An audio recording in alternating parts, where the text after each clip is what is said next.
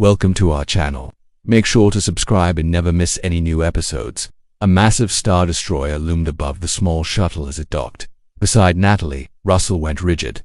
That's the ship that brought the vultures to Earth. Natalie swallowed, trying to steady her nerves. Let's not jump to conclusions, folks. There are far more diplomatic missions than military ones. A Valerian guide met them at the airlock. I am Zyla, he said with a slight bow. I will be your guide during your visit.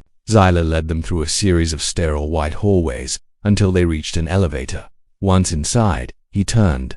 Would you care to see the prison cells? Natalie suppressed a shiver. Russell, however, didn't hesitate. Yes, I would.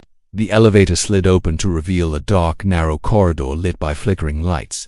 Cells lined the walls, some empty, others holding miserable captives. Their alien forms twisted in ways that defied gravity and logic, as if trapped between dimensions. Zyla spoke softly, sensing their reaction. Some prisoners come from races the Celestial sees as particularly dangerous or troublesome. How troublesome? Natalie asked. Zyla gestured vaguely. Those deemed unfit for hard labor or considered too valuable to destroy are usually held here. A strangled cry echoed from one of the cells. A creature huddled in the corner, its eyes wide and terrified. Natalie shuddered. What did he do? Zyla's tone was flat. He prays. Pray, Natalie repeated, startled. Doesn't the Celestial allow religious freedom? Zyla shrugged. Only approved faiths are permitted. As they continued deeper into the station, the atmosphere grew tense. At the end of the hall stood a pair of imposing doors adorned with strange glyphs. Zyla announced, "We have arrived at the Grand Conclave." Before either Natalie or Russell could ask what was going on, the doors slid open. The interior was huge, filled with aliens of all shapes and sizes. A tall, slender figure dressed in flowing robes sat on a raised platform. Next to him stood a shorter, bulky humanoid with skin like polished obsidian. "Sovereign," Zyla said loudly, causing a stir among the crowd. All eyes turned to Natalie and Russell. The Sovereign regarded them with unsettling intensity. "Greetings, strangers. I am the Sovereign." His voice boomed, echoing off the walls. "Your species has recently come to our attention. Many questions arise. What are you? Where do you come from? And why have you remained hidden for so long?" Natalie stepped forward. "My name is Natalie Winters. I represent the planet Earth." She paused, then added, "We come from a solar system far from this place." The Sovereign tilted his head. "That is a very long journey. Why have you undertaken it?" "We seek allies," Natalie answered boldly. The Sovereign studied her for a moment. "Allies against whom or against what?" "Against those who seek to harm us," Natalie replied cautiously. "You misunderstand," the Sovereign said slowly. "We mean you no harm. Quite the contrary. We offer you a chance for advancement, an opportunity to join our esteemed council." Natalie glanced at Russell, confused. "What does that mean?" "It means joining the ranks of the Celestials," the shorter, stockier figure spoke up. "Together we can accomplish great things. Your world has untapped potential. With your resources and our guidance, we can forge a formidable alliance." Natalie exchanged uneasy glances with Russell. The Sovereign continued, "But we must warn you, those who reject our generosity will face dire consequences. We are prepared to overlook your ignorance, but know that our patience is not infinite." The Sovereign's words hung heavy in the air, leaving no doubt as to the gravity of their situation. The council members murmur amongst themselves. One particularly grotesque creature with bulbous eyes and drooping tentacles let out a loud screech, drawing attention to itself. "They will serve us well," it rasped. "If they agree to join us, they will bring the Sovereign great honor. Just imagine the power we shall wield." Another alien, this one resembling a lanky bird-like humanoid, squawked in agreement. "Their decision will be unanimous." The Sovereign raised a hand, silencing the clamor. "We are willing to grant you a place in our society," he said, "but such a decision cannot be taken lightly. You may deliberate among yourselves and return with your answer in 3 standard days. Until then, we urge you to ponder the gravity of your choice." Natalie and Russell were escorted back to their quarters, the weight of their mission pressing heavily on them. The Sovereign's offer was tempting, promising safety and advancement. But there was something deeply unsettling about the Council, something that whispered of control and domination. Natalie understood the risk involved. If the Council discovered Earth's advanced technology without proper precautions, it could ignite a chain of events leading to catastrophic consequences. The thought kept her awake at night. In the quiet solitude of her room, Natalie pored over data gathered by Earth's secret surveillance network. Every hour was crucial. She needed to gather as much intelligence on the council and the celestial beings as possible. Suddenly, her earpiece crackled to life. "Ambassador Winters, we have a situation. Captain Russell is requesting your immediate presence in the conference room." Natalie rushed to the conference room, her mind racing with possibilities. What could have happened? Upon her arrival, she was met with a grim sight. Russell slumped over a table, his face ashen. Several Valerians surrounded him, their expressions grave. "Natalie, thank God you're here," Russell whispered urgently. "I need your help." Before she could respond, Zyla stepped forward. "Ambassador Winters, we regret to inform you that Captain Russell has been declared persona non grata." Natalie recoiled in shock. "What? Why?" "His activities have been deemed subversive," Zyla stated coldly. "He attempted to bribe one of my comrades." "That's a lie," Russell protested weakly. "I was trying to warn him, to tell him what I'd been discovering." Zyla cut him off. "It matters not. He is a liability. For the safety of all parties, we must eliminate him." Natalie gasped. "Eliminate him? You mean murder?" Zyla regarded her for a moment. "If you wish to think of it that way, Natalie, understand that Captain Russell's actions have jeopardized our delicate negotiations with Earth. His blatant disregard for intergalactic protocol is unacceptable." Natalie struggled to contain her anger. "How dare you accuse him of disregarding protocol, when you are the ones who have violated every law of hospitality imaginable? This is a blatant act of aggression, and if you carry it out, we will consider it an act of war." Zyla's face hardened. "Your protests are noted, Ambassador Winters, but we must prioritize the security of our delegation. Therefore, we will be escorting Captain Russell out of your station." Natalie drew herself up to her full height. "Then I suppose I have no choice. Mr. Zyla, I formally request safe passage to accompany Captain Russell." Zyla stared at her for a moment before finally nodding curtly. "Very well, Ambassador Winters. You may accompany us, but I warn you, if you attempt to interfere with our mission, you will face severe repercussions." Together with Zyla and two other Valerian guards, they left the conference room and stepped into a waiting shuttle. Natalie's gaze met Russell's for a brief moment. In his eyes she saw determination and fear. "Remember what I've told you," he whispered urgently, "about the Sovereign's plan. Be careful." "I don't trust them." Natalie nodded, determined to uncover the truth and protect Earth's interests. The shuttle docked, the heavy doors hissed open, and together they walked out, stepping into an unknown future. "We can't just sit around waiting for help that may never come," Harmon said, stepping forward. The others nodded, understanding his plan. If there was any hope of escape, it was now. Together they started pushing against the invisible barrier. Across the country, other groups took similar actions. By the end of the third day, more than 50,000 people were attempting to breach the domes that covered their cities. Suddenly, a crack appeared in the dome above Harmon's head. Encouraged by the breakthrough, people pushed harder. Moments later, the crack widened into a hole. Fresh air rushed in and people cheered. Relief flooded Harmon. For a moment, everything seemed okay.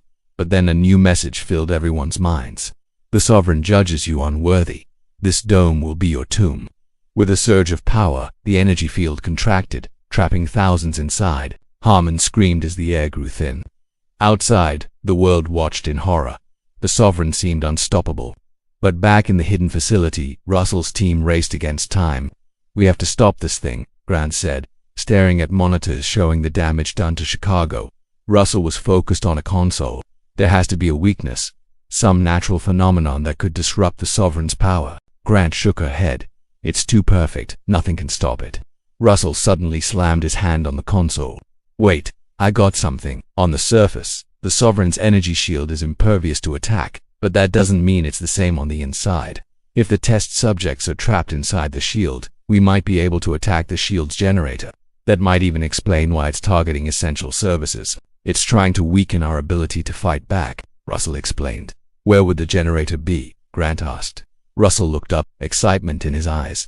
"The source of the energy surge, wherever that is, that's where it's coming from." They needed to get inside the city, into the dome. The problem was how we're not letting anyone in or out of the dome. A voice boomed inside everyone's heads. Even as they searched for answers, people inside the dome struggled to survive. For some, it was the physical effects of the energy field that overwhelmed them. For others, it was the psychological toll, the claustrophobia and fear that drove them to desperate measures.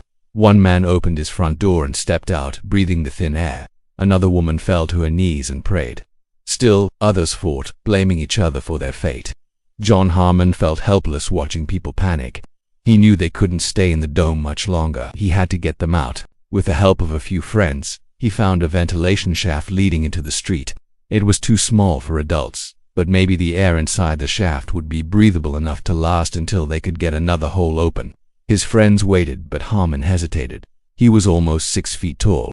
He knew he wouldn't fit. "I'm sorry," he said, turning back to the shaft. "I can't leave you guys out there. Just go," one of his friends pleaded. "Please, John, we'll figure something out." Taking a deep breath, Harmon crawled into the shaft.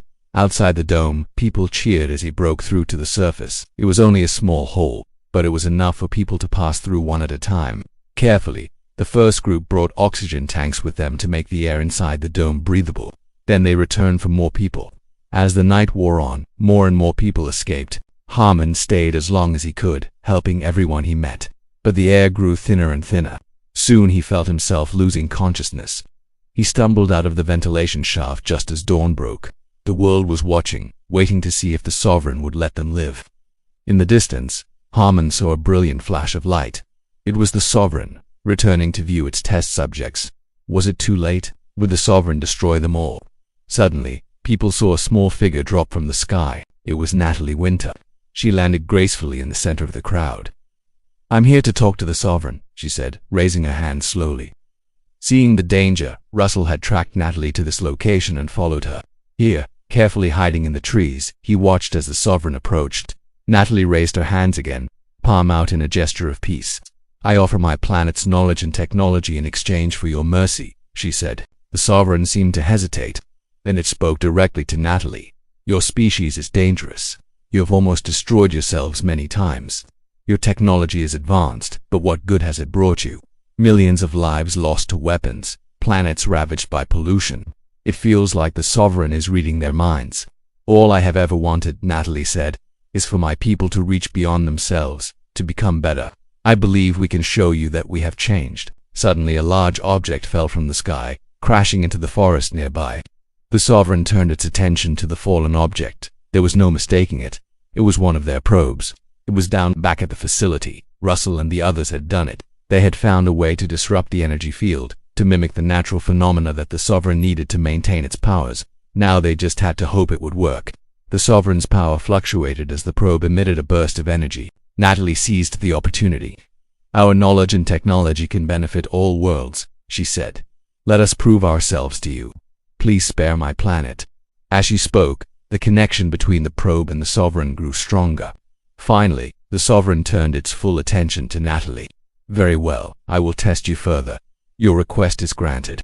The Sovereign retreated back into space, leaving Natalie and the others in suspense. Back at the facility, they watched as the probe's energy signature vanished. "It's gone," Grant said, her voice filled with worry. Russell knew what this meant. The Sovereign was preparing for a final test. The final test. The following days were unlike anything humanity had ever experienced.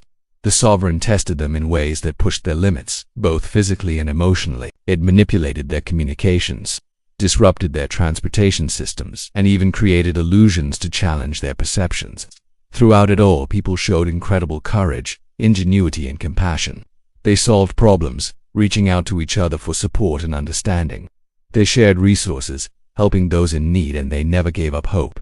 After what felt like an eternity, the Sovereign returned. This time, it appeared not as a bright ball of light, but as a swirling vortex of colors, a portal to somewhere else. It was a challenge, an invitation to venture into the unknown. Some were terrified, but many were also excited. They had faced the Sovereign's challenges and survived. Now they were ready for whatever came next. Natalie stood before the portal, feeling a mix of fear and excitement. She knew this was the final test, a chance to show the Sovereign that Earth and its people were worthy of existing. With a deep breath, she stepped through the portal and disappeared. Behind her, the people of Earth, united and hopeful, followed her into the unknown. As they traveled through the swirling colors of the portal, they knew they were not just exploring a new world, they were embarking on a new chapter in the story of humanity, a chapter filled with challenges but also with the promise of something greater. The Sovereign had tested them, and now it was time to see if they had passed. "I don't suppose it would be unwise to take such a large, valuable asset to the executioner's block, would it?" Harmon asked. "I think the risk is worth it," Russell replied. "We have nothing to lose. It's our best chance." There was a long silence. "I'll do it," Harmon said at last. That was all anyone had ever needed from him, always ready to stare down disaster and see it through. It was a quality the sovereign would surely appreciate. The following morning, John Harmon stood before the celestial gate, the huge lens array that had become a symbol of mankind's captivity. The air shimmered above it, distorted by the immense energy contained within. Beside him stood Dr. Natalie Winters, her face grave. "Do you understand what you're doing?" she asked. "I have no choice," Harmon replied. "If you change your mind, tell me now. You have my word that I won't judge you." "I still want to do this," he said, meeting her gaze. "Very well," Winters nodded. "I'll retrieve the weapon." When she turned to go, Harmon stopped her. "Thank you for giving me this chance, Winters. I thought you might like to hear that." Winters smiled sadly. "Thank you, John." As she rejoined the crowd of observers, Harmon activated the communicator hidden under his jacket. "Everything depends on the next few minutes," he said. "I'm heading into the gate now. I'll keep you updated." He heard Grant's voice in his ear. "Stay safe." Harmon walked slowly towards the shimmering surface of the gate. It was almost like walking into a pool of water, he thought, except there was no ripple of disturbance. The other side was revealed in a flash of white light. He saw snow, trees, mountains. He had entered the sovereign's territory. The cold was shocking. He pulled his jacket tighter and began exploring. What he found was a place of incredible beauty, untouched wilderness and massive crystalline structures rising out of the ground. But Harmon felt a growing sense of unease. The longer he stayed here, the more of a target he became. Any movement attracted the attention of the sovereign. Soon, crystalline sentinels emerged from the ground, approaching steadily. With weapons like blades of light, Harmon ran, hiding behind boulders, dodging between crystal spires, always aware of the sovereign's presence looming over him. Finally, he reached a clearing. There in the middle, just as Winters had promised, was the harmonic resonance cannon. It had been transported here from Earth and left unguarded. It was as if the sovereign wanted him to take it, grabbed the nearest ring and pulled. It responded like a metal pole vaulting over his shoulder. Harmon slung it over his back and raced deeper into the alien landscape. The sovereign descended from the sky, hurtling toward him like a meteor. Harmon didn't dare look back. He could feel the ground trembling beneath the entity's footfalls. The crystalline sentinels fell back, parting like the Red Sea. The sovereign came to a halt beside the cannon. Its vastness dwarfed the crystalline structures. It looked down at the weapon on the ground and back at Harmon. It was a look of pure surprise, mixed with something else. Disgust, perhaps, or annoyance. The sovereign raised a hand and snapped its fingers.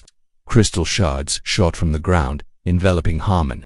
He closed his eyes, waiting for the end, but it didn't come. He opened his eyes. The shards had formed a cage around him. The sovereign floated closer. To his horror, the creature's form shifted, taking on a humanoid shape. The magnificent being that had inspired awe and terror across the galaxy was reduced to a grotesque parody of itself, weak, pathetic, crawling. It looked like it was begging for mercy. But then the grotesque mask vanished, leaving only the celestial horror, and the sovereign boomed. "You cannot win. This body is beyond repair. I am the sovereign, you must submit." Harmon screamed back. "No, I won't. I can't believe how pathetic this thing is. It needs to be taken down a peg. No, it needs to be taken down several galaxies." He raised the harmonic resonance cannon. The sovereign lunged, blasting Harmon with a bolt of energy. He felt like he was being burned alive, but the energy didn't kill him. It flowed into the cannon. The sovereign recoiled in pain as the weapon absorbed its power. The energy built, threatening to overload the cannon. Harmon struggled to keep hold of it. He had to fire. He squeezed the trigger. The explosion was blindingly bright. Then everything went black. When Harmon woke, he was lying in a hospital bed. He was bandaged, bruised, but alive. Beside him, a monitor played footage of the sovereign's defeat. The entity's cries echoed across the void. Humanity had won.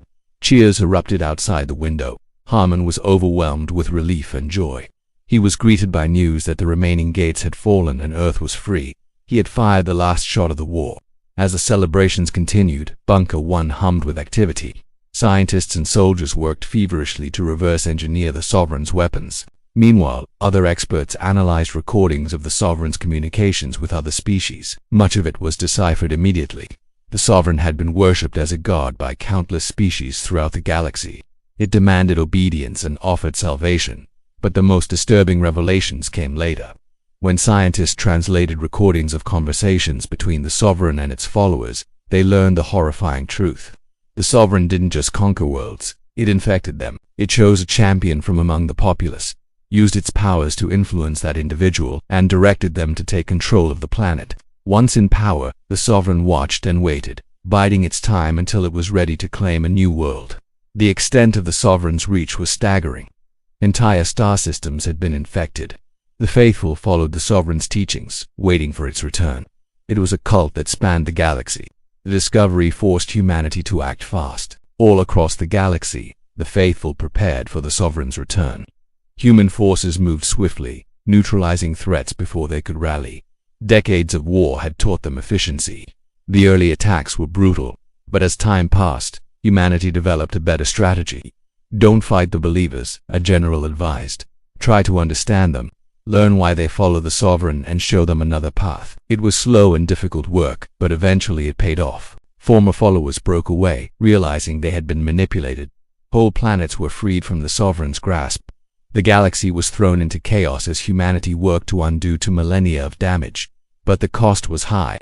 Planets were destroyed, entire populations wiped out, and worse things were discovered as humanity pushed further into sovereign space. Other species weren't just followers, they were experiments. Some had been genetically altered, others cybernetically enhanced. They were the sovereign's tools, weapons to be wielded against worlds it wished to conquer. But they weren't mindless slaves. Many of these creatures retained their intelligence and free will. They were warriors, torturers, prophets. Some willingly served their master, while others chafed under their monstrous forms. Humanity's victory over the sovereign was one of the greatest stories ever told. Legends of the hero who fired the cannon that defeated a god echoed throughout the galaxy, but the real story was the people who had endured the worst of the sovereign's wrath and survived. They were the true heroes, and their tale had just begun. Harmon turned and saw the breach in the bubble expanding, letting in more and more of the cold vacuum of space. It was now or never. He pulled the small device off his wrist, holding it out away from him. He pulled a lever, opening a small compartment, took a deep breath and pressed a button. An intense energy filled his arm. He channeled all his fear, his anger, his hope, and love for his daughter, Kelly, focusing it into the device. He didn't know if this would work. He didn't know if any of this would work, but he believed in humanity. He believed in the brave people who fought for their freedom, and he believed in the brave woman in the escape pod getting away. He fired the device at the sovereign. He didn't even need to aim. The device locked onto the being's shimmering form. The sovereign screamed again, thrashing wildly, trying to tear the bubble apart to get at Harmon. But the bubble held. Just as the energy drained from the device, the sovereign's form collapsed. It dimmed, flickering rapidly until it vanished completely. There was silence. Only the sound of the alarms and Harmon's own breathing. The bubble was breached and air was escaping. He was dying of cold and lack of oxygen, but he didn't care. He had one. The enemy was gone. Beside him, the device on the ground deactivated. He slumped to his knees, gasping for air as the life support system inside his suit struggled to maintain pressure. Through the viewport, he watched as the escape pod carrying Winters streaked away from the exploding asterisks, Defiance asterisks, and the collapsing bubble. He had done it. Humanity survived. When Natalie Winters regained consciousness, she was lying on a medical table. She tried to sit up. A nurse gently pushed her back down. "Easy, Dr. Winters. You've been out for 2 days. Where's Harmon?" she asked. The nurse shook her head. The bridge lost contact with Mr. Harmon when the Defiance was destroyed. "We don't know if he's alive or." Winters shot out of bed and raced to the viewing window. The Earth Defense Fleet was gathered around a massive new bubble, one that wasn't see-through, but a rich blue on the inside. Other bubbles joined it, forming a ring around Earth. They were the Vulvary Fleet. Their presence alone made the planet safer, but Winters knew the battle wasn't over. Not while there were other threats out there in the darkness. And now without Harmon, she knew they were on their own. Days turned into weeks, then months. The Vulcans helped rebuild Earth, repairing damage and helping with cleanup, but they refused to interfere with the new government. Human officials met with Vulcan leaders on Earth and in space, establishing new diplomatic relations. One evening, Winters stood on the bridge of her new ship, the UES Carl Sagan. She looked at the bustling city lights below and smiled. Earth was recovering, but its future remained uncertain. Would humanity, now worthy of the Vulcans' respect and aid, prove to be a responsible spacefaring species? Or would they continue to make mistakes of the past? Only time would tell. Meanwhile, far from civilization, an old woman sat staring into a campfire. Her name was Kelly Harmon. She had heard reports of the battle between Earth and the Sovereign. She knew her father had played a key role, but she hadn't seen him since. She hoped he was okay. Suddenly, The fire crackled, and to her surprise, she saw a faint shimmer in the flames. To her disbelief, it coalesced into a solid image, a holographic projection. The fire died down as the figure became clearer, finally coming into focus. It was a man in a military uniform, his face weathered but kind. Kelly gasped. "Dad," she whispered. How is this possible?" He smiled. "Long story," he said later. "Right now, I need your help." "What is it, Dad?" "The Sovereign is gone. Earth is safe." "I'm so glad," she said. "But why are you here? You should be with the others." "Dad, I want to help, just like you." He took a step forward, reaching out, but Kelly shook her head. "Wait, I need to finish my story." "Okay," she said. "Go." She concentrated, sending the projection back into the fire. As the flames rose, she closed her eyes. With a determined look, the Vulcans had given Earth a chance, but ultimately it was up to humans to shape their own future. Could they rise to the challenge? Would they honor the sacrifice made to preserve their world? In the face of such immense power, the fate of humanity hung in the balance. Their survival was only the beginning. Now they had to prove themselves worthy. They had to show that they could be trusted with the gift of life. The responsibility was theirs. The choice was theirs to make. Many years later, the galaxy was forever changed. Humanity was a respected member of the galactic community, thanks to the bravery of those who came before them. Today, we stand on the shoulders of giants. The story of Earth's victory over the Sovereign is passed down through generations, inspiring hope and courage among the stars. The legacy of those who fought for freedom lives on in each new generation. Their courage echoes through the cosmos, reminding us that even in the darkest times, hope can endure. As we reach for the stars, let us carry with us the stories of our ancestors, the tales of bravery, resilience, and the unwavering pursuit of justice. For in the tapestry of the galaxy, our story shines as a beacon, guiding us towards a future where freedom and equality reign among the stars. Humanity has come a long way since those perilous days.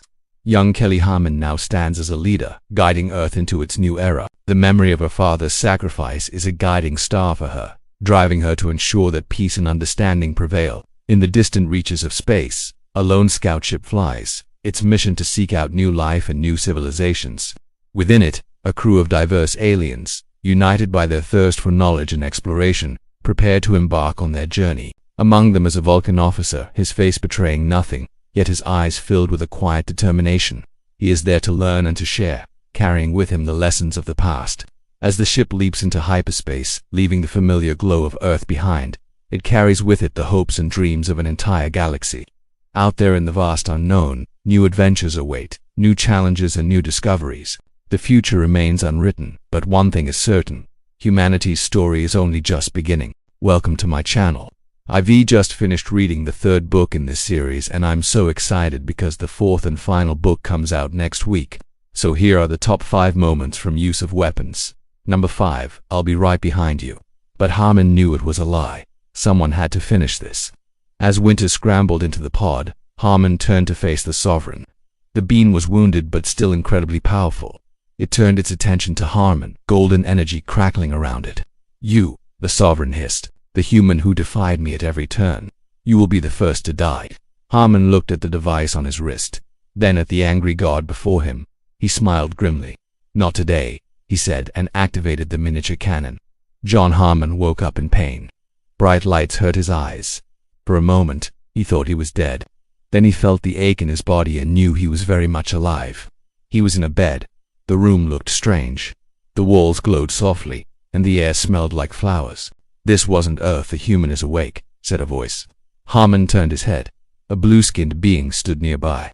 "The council leader, where am I?" Harmon asked, his voice rough. "A medical facility on the council station," the leader replied. "You have been unconscious for 3 days." Memory flooded back. The meeting with the Sovereign, the cannon, the explosion. What happened? The Sovereign wounded but not destroyed. The leader said, "Your weapon weakened it enough that it was forced to retreat. No one has ever accomplished such a thing before." Harmon tried to sit up, pain shot through his body, but he managed. "Earth is Earth safe. For now," said the leader. "But you have created a problem for the Council. Your actions have sparked rebellion among other species. Many worlds now question the rule of the Celestials." A door opened and Natalie Winters walked in.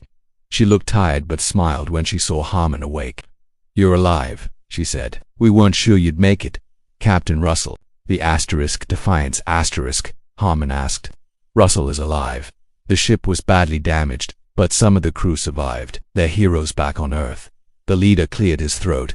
The council has called an emergency session. Your presence is required. John Harmon. An hour later, Harmon stood before the full council of Allied worlds. He wore simple clothes provided by the station and still moved slowly from his injuries. Winters stood beside him. The chamber was filled with representatives of hundreds of species. Many shouted angrily. Others watched in silence. Order called the leader. We gather to decide the fate of Earth and humanity. A tall, thin alien stood. They attacked a celestial. The law is clear. Extinction is the only punishment. Others joined in, calling for Earth's destruction, but some voices spoke in defense of humans. A reptilian being rose. The humans did what many of us have only dreamed of. They fought for their freedom. The debate raged for hours. Finally, the leader raised his hands for silence. John Harmon, he said formally. The council asks, what gave humanity the right to kill a god? The chamber fell silent. All eyes turned to Harmon. Harmon didn't speak at first. Instead, he pressed a button on a small device Winters had given him. A hologram appeared showing Earth beautiful, blue and alone in the darkness of space. Then the image changed to show people during the Sovereign's tests. A mother shielding her child from falling to strangers helping each other escape from danger. Harmon's own team risking their lives to save people trapped by the storm. The images continued. Humans refusing to surrender, working together, showing kindness even in the face of death. Finally, Harmon spoke. His voice was quiet but carried through the silent chamber. You ask, what gives us the right? He said. This does. Our home, our people, our refusal to be enslaved even by a god. He pointed at the images of Earth. Every living being has the right to defend itself against those who would destroy it. Earth isn't just a planet. It's proof of our right to exist as free people. Silence filled the chamber. Then, one by one, representatives began to stand. First, the very, then others. Species that had lived under the Celestials' rule for thousands of years, now inspired by humanity's courage. The leader looked around at the standing representatives. Then, back at Harmon. It seems, he said slowly, that humans have changed the galaxy in ways no one expected. Later, as Harmon and Winters prepared to return to Earth, a message arrived. Other Celestials were coming, drawn by the Sovereign's defeat. Will they attack Earth? Harmon asked. Winters looked at the stars visible through the station window. Probably, but this time we won't face them alone. Harmon nodded. Humanity had taken its first steps into a larger universe. It would not be easy, but humans had earned their place among the stars, not by bowing to gods but by standing tall in the face of impossible odds. No, for your weapon weakens the Sovereign, now you must destroy it. These were the words the High Celestial had spoken to Harmon after he and Winters had brought the mysterious artifact to the Council station. That had been 3 weeks ago. Since then, Harmon had been training with the Varian warriors, learning how to use his powers in ways he never imagined possible. Now he stood before the assembled leaders of the Allied worlds, facing the most important test of his life. To win this battle, he needed to overcome more than just physical obstacles. He had to conquer fear, doubt, and the crippling anxiety that had plagued him since childhood. No, 3. From the moment the Sovereign set foot on Earth, it wielded power over the weather, causing storms that devastated entire cities. People clung to life on mountains and rooftops, praying for rescue. As the sky cracked and thunder roared above, Natalie Winters made a broadcast to the people of Earth, urging them to find shelter. But there were few places left that were safe from the storm. It was a desperate situation, but amidst the chaos, pockets of resistance formed. Ordinary people helped each other, sharing food and supplies and defending their communities against the elements. They huddled together for warmth and comfort, drawing strength from their shared humanity. There was hope yet. In the darkness, no, 2. As the council members argued about what to do about the threat posed by the Sovereign, Harmon and Winters snuck aboard the ship carrying the dangerous artifact. It was a tense and claustrophobic journey, but eventually they reached the council station. There they met with representatives from dozens of different worlds, each with their own agenda and interests. The council was divided, unsure of how to proceed. The atmosphere was thick with tension and distrust as suspicion and finger-pointing reached a fever pitch. But Harmon and Winters knew that if they could convince the council to trust them, they might have a chance to stop the Sovereign once and for all. Number 1. When the Sovereign first arrived on Earth, it demanded unconditional surrender from the human race. As the countdown to annihilation ticked away, John Harmon refused to give in. Instead, he decided to fight back. But he wasn't alone. Natalie Winters, a brilliant scientist and captain of the starship Defiance, joined him in his quest to defy the Celestial and save humanity. Together, they led a small band of rebels against the seemingly invincible foe. The stakes couldn't be higher. If they failed, Earth would be destroyed and humanity would be wiped out. But if they succeeded, they would earn the respect and admiration of the galaxy. The story is one of courage, determination, and the power of the human spirit in the face of overwhelming odds. And if you want to see what happens next in this epic tale, then you're gonna have to pick up the 4th book when it comes out next week. I know I am. Let me know in the comments what your favorite moment from Use of Weapons was. And don't forget to subscribe for more sci-fi adventures. Thanks for watching. See you next time.